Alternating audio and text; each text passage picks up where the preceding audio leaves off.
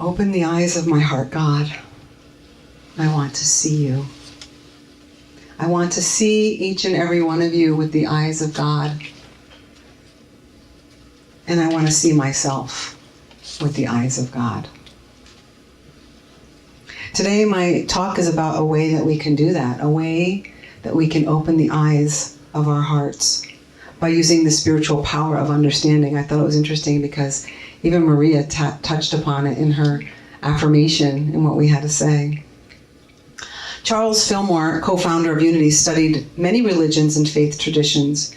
And when he studied Jesus and his apostles and his life, he realized that the apostles all characterized an attribute, a faculty, a power that each and every one of us have within us. And as we develop those powers, we get closer and closer and closer to our Christ consciousness. And that was the road that Jesus was trying to show us the way to. In Unity, we don't believe that Jesus is somebody to worship. We believe Jesus is a teacher. And so he's showing us the way. So over the past several months, we've been discussing these powers. We began with faith and then went on to strength and wisdom and love and power and imagination. And now we're going to be looking at the spiritual power of understanding. And it's found in the forehead behind the right eye, and it's depicted by the color gold. And the apostle that's associated with understanding is Thomas, doubting Thomas. He asked so many questions. And he represents that search for understanding in all of us. That search that makes us walk up those stairs every week. That says, I want more. I want to understand more. I want to live in this place of spiritual understanding. He was like the scientist. In John 20:25-28, Thomas told his friends, unless I see the mark of the nails in his hands and put my fingers in the mark of the nails and my hand in his side, I will not believe. 8 days later, the disciples once again were inside with the doors locked, and Thomas was with them. Jesus came as a vision and stood among them and said, peace be with you. Then Jesus said to Thomas, put your finger here and look at my hands. Reach out your hand and put it into my side. Stop doubting and believe. Thomas replied, my Lord, my God. He was convinced that his teacher was indeed alive. Thomas stands for all those doubts that we have about the invisible truths that lie within us and within our lives. And Jesus represents divine identity, spiritual understanding. He was the role model for spiritual understanding. So my question is, who here would like to have a deeper understanding? Who here would like to be more understanding? We can all grow in understanding. And in this talk, I'm going to talk about the difference between intellectual understanding and spiritual understanding. We also are going to look at the other faculties that understanding works with. So we all know that we want to understand more. And intellectual understanding is based on the relative realm, is based on the physical realm, is based on what we know through our five senses. It's gained through experience. By combining reasoning and intellectual understanding, we're able to make valid, practical conclusions. The thing is that they change. As we get more information, they change. And the difference between that kind of understanding and spiritual understanding is spiritual understanding doesn't change. We live spiritual understanding. Intellectual understanding is incomplete. It's a way of growing. As we grow towards our spiritual understanding, we're growing into being more understanding. Reverend Darlene Strickland used a great example from 2002 SAT results from a group of 16-year-old children. And these are actual responses. The first question was, name the 4 seasons. The answer was salt, pepper, mustard, and vinegar. Another question was, how can you delay milk turning sour? Leave it in the cow. What is the meaning of the term cesarean section? I believe it is a district in Rome. What is a fibula? It's just a small lie. And the last one, what would you call terminal illness? When you get sick at the airport. Real life answers. Now, I bet you today, these now 33-year-old people have a very different understanding of what those questions would mean and what the answers are to those questions. So the definition of understanding is the ability to know, perceive, comprehend, and spiritually see. To be compassionate, to have the disposition of empathy for others, to be tolerant and without judgment. Do you think we can use a little bit more compassion and tolerance in our world? Yeah. Probably. The thing is, the mind always wants to understand, but it might not always be able to understand. So what we do is we draw conclusions. And the thing is, the heart, our heart, can always be understanding. So when something dawns on you, you have a new idea, you have a new perspective, a new understanding. You've gotten more information. You've left your heart open and your mind opened to get a new understanding. So a dawning comes. To understand is to wrap our mind around something. We seek to understand. And when we have a good, solid understanding, it's in our bones. Let's take Kenneth Gartman, for example. He has an understanding of music in his bones. And he uses that understanding of music, and then he adds it to his heart. Or he adds his heart to it. And it brings us to tears. It opens up our heart. He has a spiritual understanding of music. And he shares it. And then he's even taking it a further step, where now he's teaching others to do the same. And I believe if we decide, if any one of us decides, we can do that. But it's in our decision. I believe I can make people cry when I sing. But if I take a lesson with Kenneth, it will come from that place of I've opened your heart. But it has to be in my heart to want to do that. We all get to decide when and where we want to open our hearts and have a spiritual understanding. Patricia, she's another person who is a great example for me of spiritual understanding with community. She has this way of opening herself up and loving people and being present for people in a way and bringing people together with food. And it's almost like she creates family around her. It's really amazing to me. And Maria, if you've ever had a chance to talk one-on-one with Maria, it's like you're so present. You open up your heart. I don't know if there's an intellect in learning these things that I'm talking about with you two women, but you have an understanding of being present and showing people they're important and they're loved. To me, that's a spiritual understanding. That's a way of being in this world and of this world. And that Christness in you and sharing that with others and helping me to feel that good, that loved, that important. There's also unconscious understanding, which can lead to limiting thoughts. Like when we're raised and we believe stories that were told us, or we believe the examples that we were shown. Like my mother was a caregiver. She took care of the kids, she took care of my father, she took care of the house. And it took me a long time to understand that wasn't what I came here to do. That was not my role. I had a misunderstanding. And it was an unconscious understanding. I just saw another unconscious understanding might be children believing in God just because their parents did. And hopefully as they get older, they look at that belief and they reassess it and say, how do I want to look at God? How do I want to have God in my life? There's wrong understanding. An example of wrong understanding is when a couple gets divorced and the child believes that it's their fault. So there has to be a whole new learning there for that child. But we all have wrong understandings. When we're willing to look, we can find that we have wrong understandings within our lives, within our relationships currently. There's also beyond understanding. It's beyond my understanding what it feels like to give birth. It's beyond my understanding to know what it's like to go to the moon.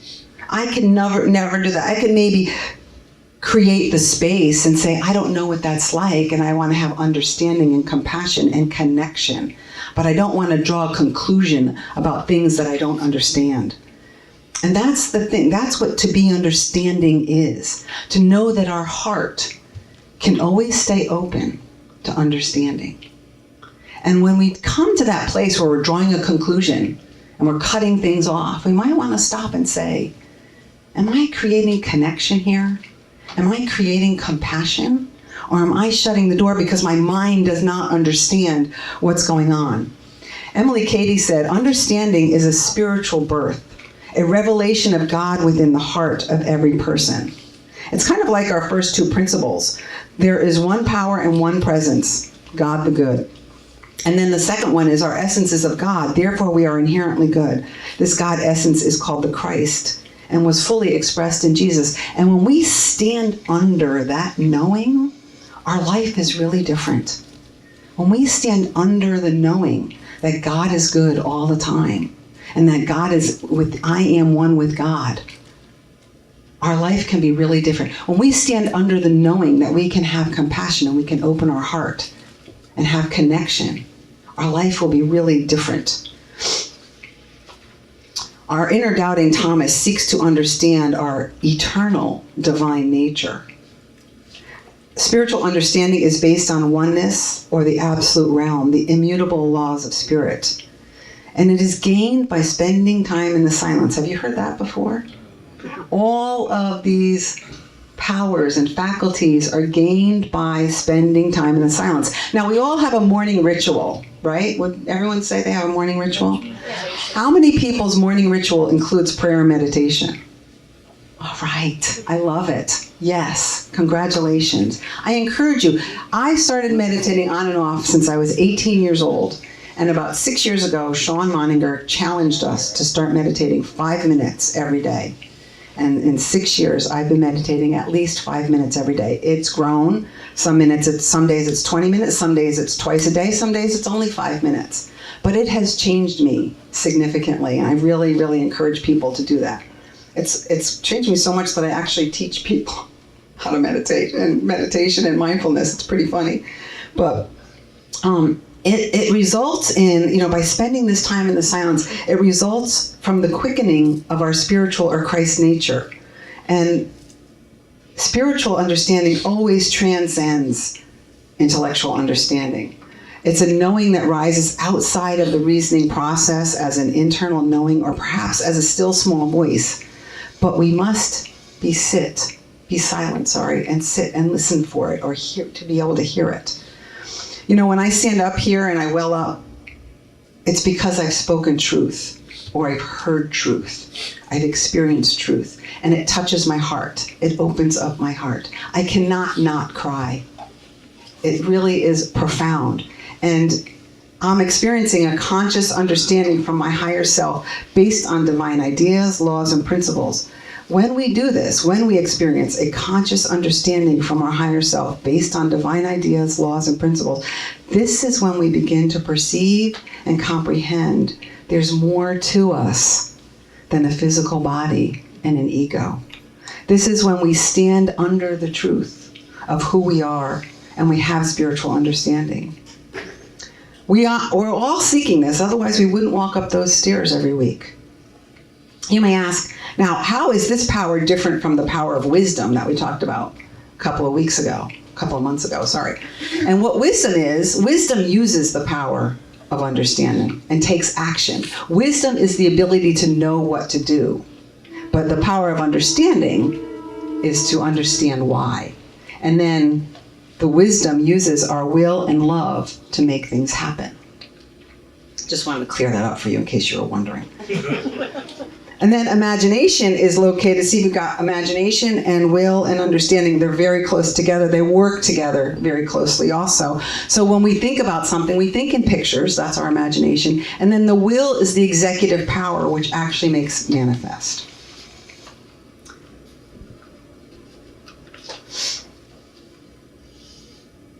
Intellect alone does not produce spiritual understanding. Intellect is knowing about something. Facts are knowing about, But the mind and the heart working together is knowing in a deeper level. Facts may be true, but they are not truth. Facts can be remembered and described. Truth is known and lived. This is the difference between intellectual retention and spiritual understanding. The mind cannot always understand, but the heart can always be understanding. The brain of the heart is how we have spiritual understanding, not the brain of the skull. Spiritual understanding wells up from within through intuition and inspiration. It allows us to receive light or guidance from universal wisdom. So it's really important that you use both. Understanding extends into the feeling nature, into intuition. Without this heart knowing, there isn't true understanding. This is where compassion and empathy and tolerance come into play. The source of complete understanding is thinking and feeling. So Jesus was the one who really was our example of using both the skull brain and the heart brain. John the Baptist, he had intellectual understanding, and he knew as soon as he saw Jesus that Jesus was the way, that Jesus had all of it put together. So how do we gain spiritual understanding? First, we recognize our desire for spiritual understanding. Then we ask for greater understanding. Allow your inner voice to guide you. Go into meditation and let your inner self bask in the light of spiritual understanding.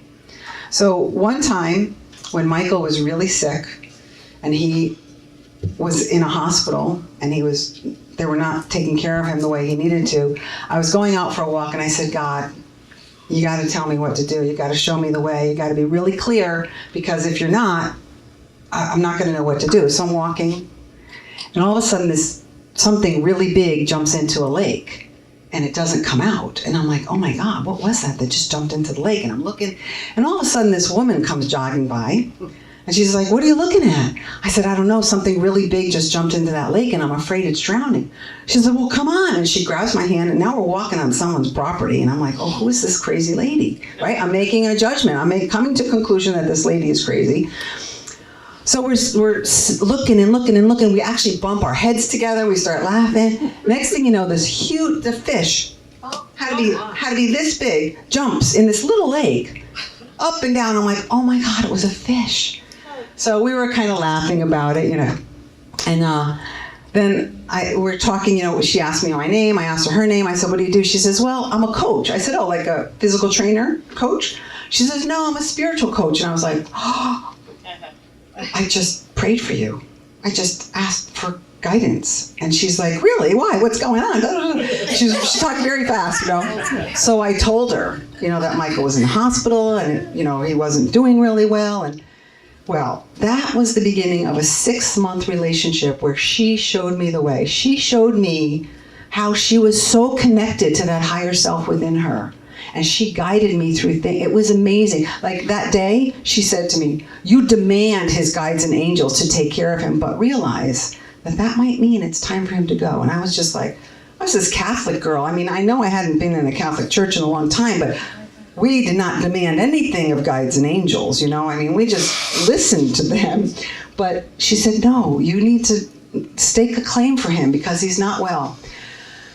So he ended up coming around again, only for a little while, only for a couple of weeks. So then she carried me through the next 6 months of what I had to do, leaving this house and meeting with lawyers, and she was with me the whole way. She was the first person I ever saw pray out loud in front of lawyers. She said, before we start any legal talk, we have to pray. And she held the lawyer's hands in my hand, and she starts praying out loud, and I'm like, oh my God, this lady's crazy. But there was nothing, I had no energy, I just knew I had to stay with her because she was helping me so much. Another thing that happened with her was one day she shows up. Now I'm cleaning out a 3,000 square foot home, not knowing what to do with stuff, and I did not want to go into Michael's bathroom. I said, you know what, let his kids clean out his bathroom. She shows up at 8 o'clock in the morning. We got to clean out Michael's bathroom. I'm like, no, I don't want to clean it. No, we have to clean it out. His guides told me there's something there for you. I'm like, what guides? What are you talking about? She said, come on, let's go. And I'm like, oh my God, I can't believe this. So we're cleaning out stuff, and we get to his traveling bag, and inside the travel bag is this little zipper thing that has got nails, clippers, and a little toothbrush, and I see something fall. I'm like, what's that? And I pick it up, and it's his diamond pin that he had lost years earlier. And she said, that's yours. She said, that's why he had us come back here and go through that. And I was just like, ah. And the stories, I could tell you stories and stories. And quite frankly, back then, after Michael had died and after Jane had left, I started having these shaking episodes. And today, in reflecting back, I believe back then, those were my first nudges that I was supposed to go into ministry, but I shut them down for 10 years.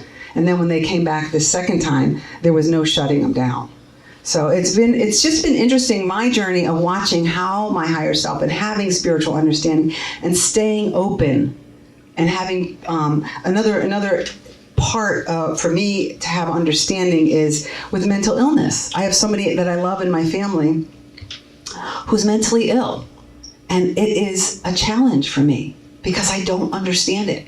And one great example was we were talking and I was saying to her, you know, you really need to put some money aside. When you die, we can have a memorial service for you. She's like, no, I don't want anything like that. When I die, I want you to put me on a mountain and I want the animals and the birds to eat me. And I was just like, oh my God.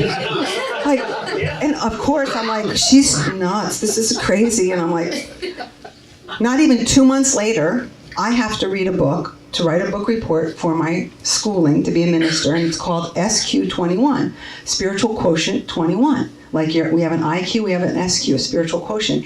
And in that book, it describes how you can elevate your spiritual quotient. And one of the things is to become educated on different cultures, the way they do things. And the way the woman described, one of the things she decided to describe was the difference between the way our culture deals with death and how other cultures deal with death. Our culture embalm people and have some kind of a wake or funeral, and then we bury them. Well, in the Buddhist Hindu culture, which, by the way, is what my sister believes in, they don't do anything with the body for 4 to 30 days, and then they put the body on a mountain so that the animals could eat it because they believe in reincarnation, and they believe this is a way to give back. So I was just like, wow, I had to come to a conclusion. I had to make it be about insanity. And then I had an opportunity to open my heart and create connection and compassion and understanding for my sister. So open the eyes of my heart, God. I want to see you. Ask and it is given. Seek and you shall find. Knock and the door shall be opened. The truth is we stand under all this. I want to read one more thing.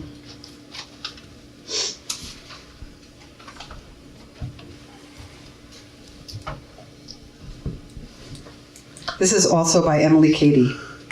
Throughout all his teachings, Jesus tried to show those who listened to him how he was related to the Father and to teach them that they were related to the same Father in exactly the same way. Over and over again, he tried in different ways to explain to them that God lived within them and he was not the God of the dead, but of the living. And never once did he assume to do anything as of himself, always saying, I can of myself do nothing. The Father abiding in me doeth his works. But it was very hard then for people to understand, just as it is very hard for us to understand today. There were, in the person of Jesus, 2 distinct regions. There was the fleshy, mortal part, that was Jesus, the Son of Man. Then there was the central, living, real part, that was Spirit, the Son of God, that was the Christ, the Anointed. So each one of us has 2 region beings. One, the fleshy, mortal part, which is always feeling its weakness and insufficiency in all things, always saying, I can't. Then at the very center of our being is the something that in our highest moments knows itself more than conqueror over all things. It always says, I can and I will. It is the Christ child, Son of God, anointed in each and every one of us. So, as you go through your week, this week, and you begin to try to embrace spiritual understanding, I invite you to bring awareness to the places in your life where you are drawing conclusions. And then ask yourself, am I seeking to build connection? Am I trying to build compassion? May I know the truth about me? May I know the truth about you? May I know the truth about the world? Open my heart, God. I want to see you.